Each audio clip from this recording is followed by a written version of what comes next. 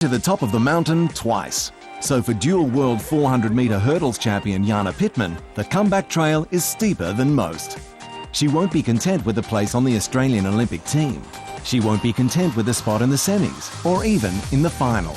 It's a medal she's chasing, and she won't even consider the possibility of not making it to London. I think I'll do that almost fairly easily. So I don't think getting in the team's necessarily going to be a problem. I'm very lucky that my parents gave me the right genetics, I guess you could say.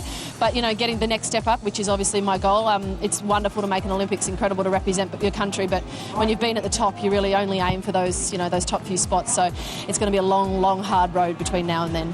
Though she is a proven big race performer, Pittman has also experienced more than her fair share of anguish, both at Olympic level and in her private life. She won her first world title in 2003, but was injured before Athens 2004. She missed the Worlds in 2005, but returned to take her second World Championship in 2007, just 7 months after having a baby. In 2008, she withdrew from the Beijing Olympics with an injured toe, and many thought she'd retired. But her recent Australian appearance proved she's back chasing her Olympic dream.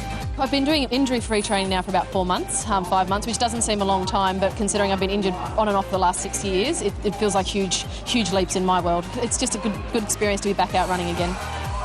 After her cheery trackside interview, Pittman headed to the back straight of the new Lakeside Stadium in Melbourne to warm down and sign autographs. Later, she said the motivation to keep going was the anguish she felt before Athens and Beijing. I've always loved it. I've never won an Olympics. I've been very fortunate to win 2, world titles, but I'd give both of them back to have just a snippet at what Steve Hooker has. So we have an incredibly strong Australian team, and I'd really like to be a part of that. We're ahead of where we thought we'd be by now. We've got to remember that I won the World Champs 7 months after having a baby, and we've still got 8 months to go. So it's a very exciting prospect. Pittman's best time for the 400-metre hurdles of 53.22 seconds would make her competitive in London.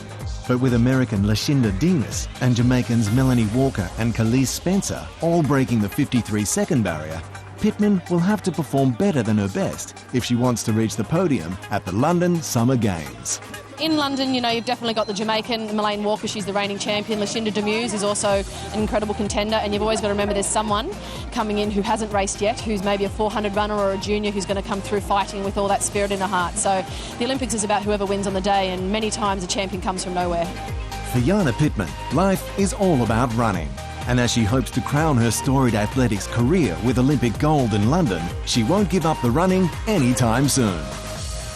River